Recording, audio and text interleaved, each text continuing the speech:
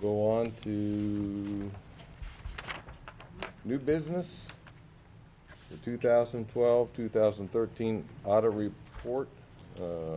Representative from Graves and Associates, CPAs, will be on hand. So Lynn Graves will be on hand to present district audit report. Good evening. Good evening. You know, I met with Dr. Zalis in the audit committee a little while ago, so I know y'all got a long agenda, so I'm going to try to speed on through all of this pretty quickly. But you'll look with me with the first 2 pages of the audit report, and as you know, those who've been on the board before, this is the end result of what you've retained us to do, and that's perform sufficient audit procedures on the books and records to allow us to come back and render this opinion. The most important thing about this on page 2 is under the opinion that we found the financial statements to be materially correct on the GAAP basis of accounting. Now, 93 to 94% of the school districts in the state are cash or modified cash basis accounting. And it's certainly a lot easier to keep a checkbook than it is a set of GAAP statements, as Vicki and her staff do. And again, you know, most of you should know that due to some technical school issues, the federal government requires this. You're the only one out of 14 school districts, and several of those have VOTEC schools, that have to do this at this point in time. And where that ever flushes out in Washington is yet to be determined, but it is a tremendous effort to issue a GAAP statement on a government, and Vicki and her staff and Dr. Zalis are supposed to be commended for being able to accomplish that. So that's what you want to hear me come back and report to you, that nothing came to our attention either situationally or departures from all those general accepted accounting principles that would warrant a qualification. If you will, jump with me on over to page 21, and we'll look at just the balance sheet of the government funds. This is what you're used to dealing with on a month-to-month basis.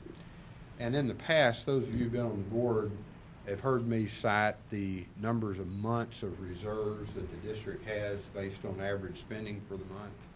With all the activity going on in your debt service fund and the capital projects fund this year, I'm just going to talk at this point about the 2 major funds, the general fund and the teacher special revenue fund. The most important thing for you is that we found for those 2 funds that the district had 4.4 months of reserves based on your 2012-13 expenditures. And as you've heard me tell you before, we would like to see you at a minimum of 4 months. And so you are in excess of that 4 months. That's down slightly from 4.7 months the year before. So again, that's a very healthy analytical ratio coming back to us. Moving on to page 22. Basically, the district had a little better than $40,000 of revenue, and for the last 4 years, $40 million with the revenue. 40 million. Thank you. 40, Be some cuts there at 40,000. 40 million. Yeah. 40 million. We missed something. Of revenue, 40,376,000. Basically, for the last 4 years, the district's revenue has been flat. You had 1% increase this year, none last year, down 3% 2 years ago, and up 2% 3 years ago. But you probably already knew that. Again, looking at just the 2 major funds, the general fund and the special revenue fund, you also had a 1% increase in spending for the year. So you're doing a good job of monitoring your budget and keeping it in line with what your revenue sources are telling you. If you look there in the last column at the net change in fund balance, $6.3 million of spent more than what you took in. Again, some of that is timing of when you issued bonds and paid those bonds off, and some of your construction projects, the way they've been running. So if you look up there in the debt service fund, you see you paid off $8.3 million of debt for the year. And of course, that nets out down there, and if you add that back in, you're to the positive on an operational basis. The year before, you were at $1,669,000 positive. So again, flat revenue, but you're keeping your spending in line with what the revenue is providing you. Then let's jump to page 25, the proprietary fund, which is the self-funded insurance plan. And if you look at the third from last line, the change in net position, a decrease of $347,000. Again, over the last 4 years, you're basically break even on that fund with increases and decreases. The last 2 years, you spent about $580,000 down, but 2 years ago, you built up $596. So I know the administration is taking a look at that and working with you in conjunction of what changes may need to be made with that, especially in connection with the ACA provisions and whatever they are today, and they may be tomorrow. We don't know. Then let's jump to page 34 of the footnotes. Again, footnotes are going to provide required disclosures every audit report should have. They will provide you explanations of alternative accounting treatments or just provide you additional information that may facilitate your understanding of the numerical presentations. Here we're looking at deposits and investments. The most important thing to you as a board to hear back that the district is required under state statute to keep your deposits secured at all times through either FDIC, insurance, pledge collateral, or in your case, you use an irrevocable letter of credit. And so we found the district to be in compliance with that statutory requirement.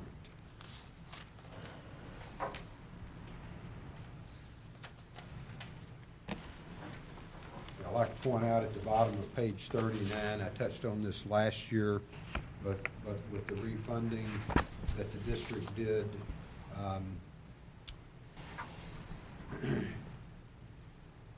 with the Series 2012 refunding issue, that refunding will save nearly $1 million over the life of the issue to the district and its patrons. And that's, again, good use of the opportunity to refund that in managing the district's funding. Page 42, the footnote dealing with property taxes. $386 million is the assessed valuation for the district during this audit cycle, including that's a 2% increase over the prior year, which was up 1%, and 2 years ago it was up 2%. So over 3 years, you looked at a 5% increase. More importantly, from our standpoint, if you look at the very last paragraph there, that for the current year, the district collected 99% of the possible property tax levy collection they could have done. The prior year, you were down to 95%. Based on historic information we put together, we expect that percentage collected to be between 96 and 99% because of delinquent taxes or collectors' discount fees and things of that nature.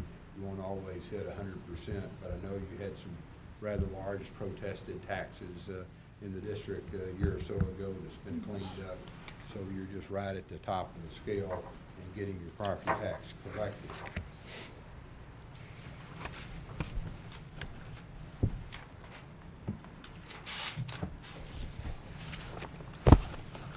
Pages 47 and 48 reflected the actual statements on the two major funds. And again, to you as a board, the most important thing there that we're required to check your budgeting process to see if it's in compliance with budgetary chapter 67, and we found the district to be in compliance with that requirement.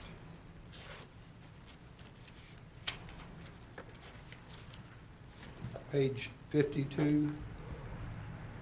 Additional opinion that we're required to issue based on DESI requirements that they have in some audit procedures we have to perform on things like your attendance and transportation records and a number of things like that. And we issue this separate opinion letter. And again, to you as a governing board, the most important thing is we found the district to be in compliance, material compliance with those state requirements.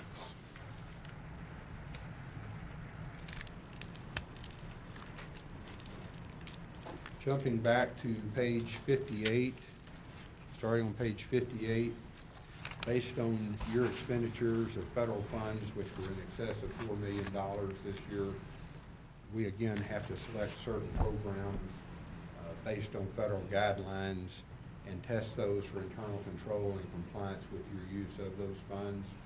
And we issue the subsequent 2 reports.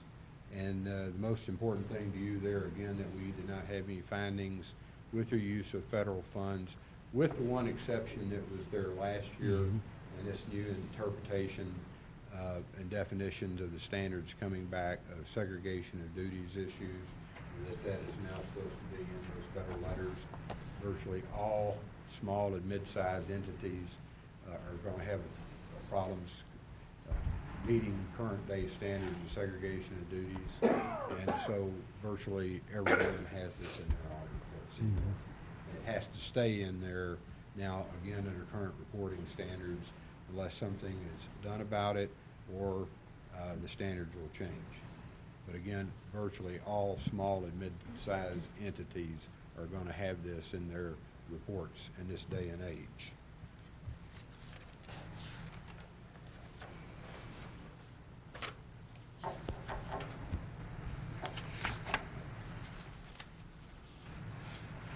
Then we move to, that's the body of the audit report itself.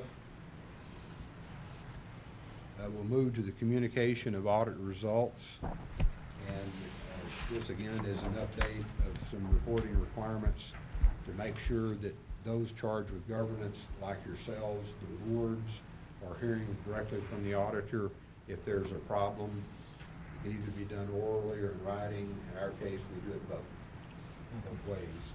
And there's no changes in that from the prior year. Again, Vicki and staff, Dr. Zalis, are very responsive and very professional to work with. Again, this is, as I told you before, and bragging on you, this is a textbook environment that an auditor wants to go in and work in, believe me. And they do a real fine job for you there. And then the last item is the management letter. It again just repeats the segregation of duties issue, and nothing else new to be added to that. So that's your 2012-13 audit report. Any questions? Sounds very good. I'll make a motion, we accept the audit report as presented. Okay, is there a second to that? I'll second that. All those in favor, say aye. Aye. Motion carried. One last housekeeping thing we have to do for you, and that will be the filing, preparation and filing of the data collection report. The single audit clearinghouse in Jeffersonville, Indiana, and that government operation is currently shut down for some reasons. So we're getting a backlog of data collection reports to have to file, and so we're monitoring that on a weekly basis. So whenever that operation, Vicki, comes back online, we'll be getting that done for you. So normally it needs to be done within 30 days after you approve the report, which is tonight, but that's on hold as it is right now. Thank you, Lynn. Thank you, Vicki. Thank you. for all Thank your you, help. Vicki. I think it's a testament to Vicki's leadership of the department. Many of our administrators, some of which are here tonight, we asked them to certainly ride herd on a budget, and it takes everybody to do that. So proud of you. Good job. And appreciate you saying that in support of her and her leadership in this area. So thank you, Lynn. Thank you. Safe travel.